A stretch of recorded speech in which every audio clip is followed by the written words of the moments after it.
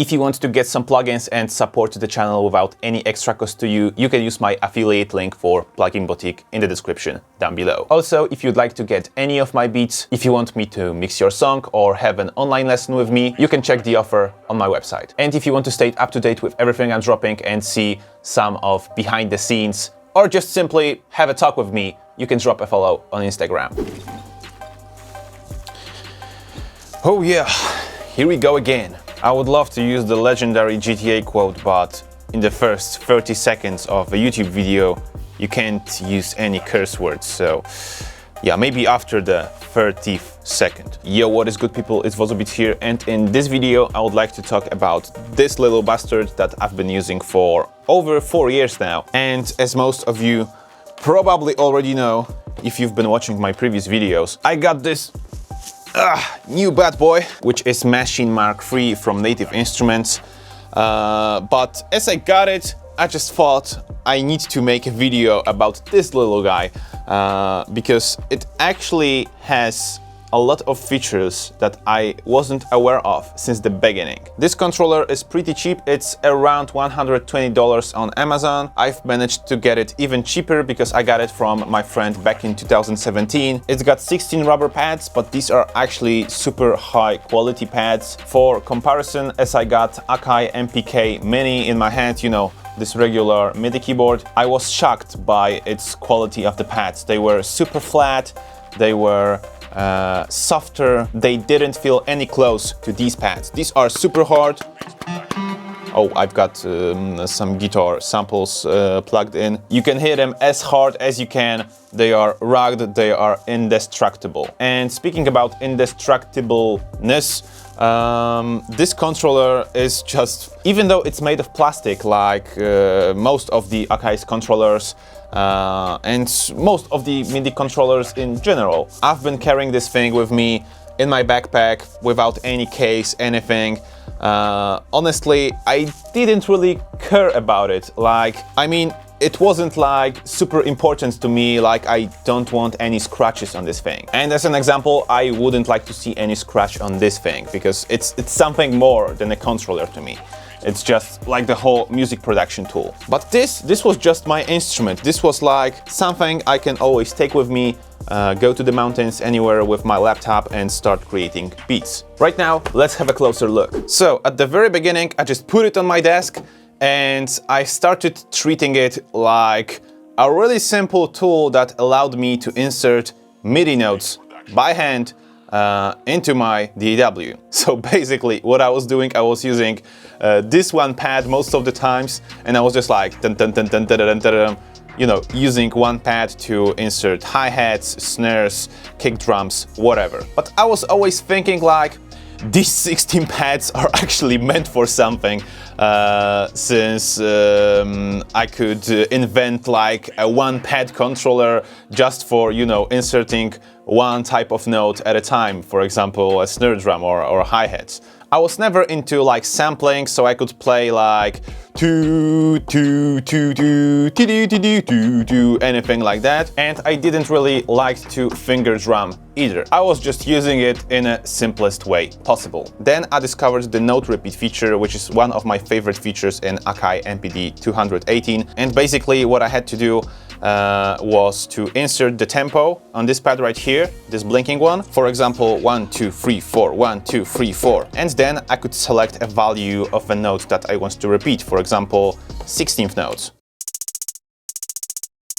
And every pad would work in 16th notes. Then I discovered there is external clock right here. So I pressed this button, I configured it into Reaper, so it received the clock from Reaper. Right now it doesn't work, but as we press play in Reaper, we are in 120 BPM, it's synchronized.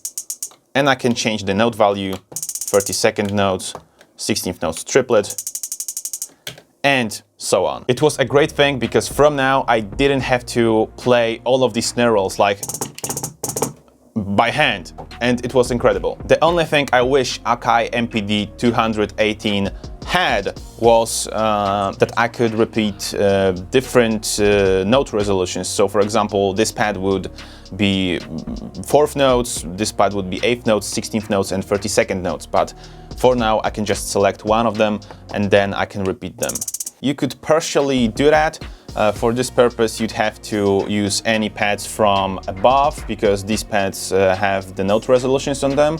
So for example, this one, now note repeat. Now I had to hold the configuration button and I could change the note resolutions, but as you can see, it is not the most convenient way to write hi-hat rolls. I much more prefer the note repeat system that is used in Machine. The next big thing I discovered in Akai MPD218 was that it actually has scales. It has an ability to play scales with those 16 pads. At the very beginning, I thought it only has the chromatic scale, so every pad is a semitone away from the previous pad, like on a piano. But then I discovered this thing has an app and you can program scales into it. So here I had to hold program select, and here I have the minor scale, as I remember.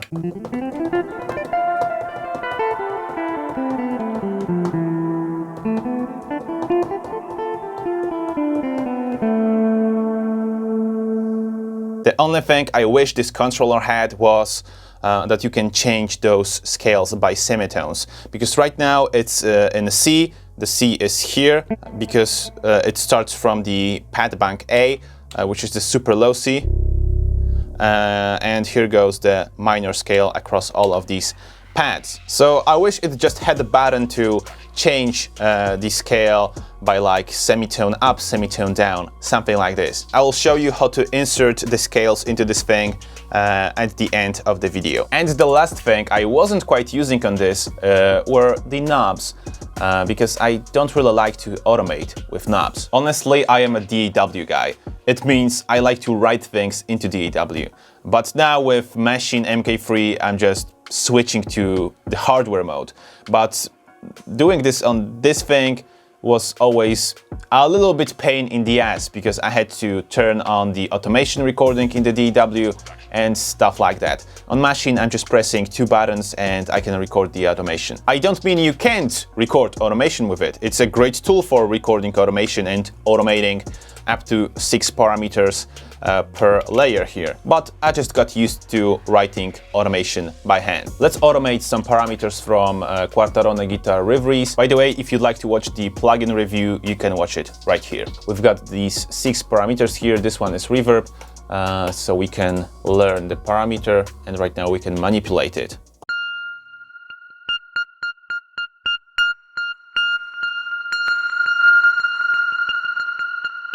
Let's automate the low pass filter with this one. Okay. We can use both at the same time. By the way, if you want to learn how to make automation in Reaper, you can watch one of my older videos right here. And now, as we switch to Control Bank B, these don't work anymore. These work only on bank A.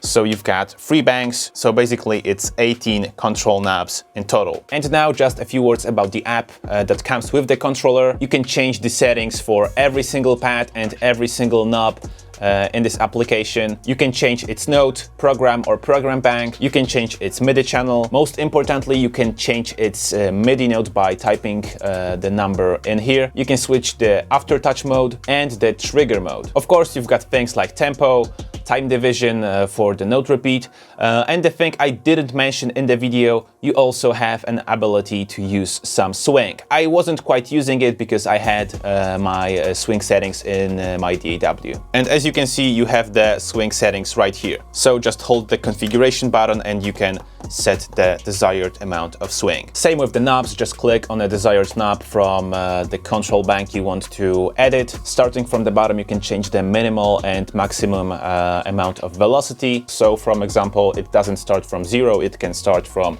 50. You can change the MIDI CC notes if you've got some plugin that doesn't let you automate itself and it has some still parameters, MIDI channel, and of course you can change the type of control. You can choose from traditional CC, you can use it as an aftertouch, or you have those two modes. I don't know what they are doing, don't ask me. And now I will show you how to insert scales for the pads automatically, so you don't have to edit every single pad. Here you have the pads section. The type we are going to change is notes, so let's check it. The mode stays momentary. And here is the scale. And you can choose from chromatic, major, minor, Phrygian, melodic minor, harmonic minor, Mixolydian, Lydian, Dorian, and Locrian. So you've got plenty of popular scales to choose from. For example, I want this to be Mixolydian, starting from 0, so it's C1. Here you have to use this checkbox next to the scale. Now I choose all the banks, so I have 48 sounds. Each bank will have the scale applied. Now I hit apply, and as you can see, the scale is already applied. Now the thing you have to do to actually send it to the controller is go to File and Send to Hardware. I'm not sending this to my hardware because I've already programmed my scales. And now in your case, as you choose pad number 1, so program number 1, you will have the Mixolydian scale. If you liked the video and the controller, please hit the thumbs up, it helps the channel a lot. And please feel free to subscribe the channel with all the notifications so you won't miss any of the new upcoming videos. My name is Dominik, you've been watching Wodzu Beats, and keep the good vibes alive.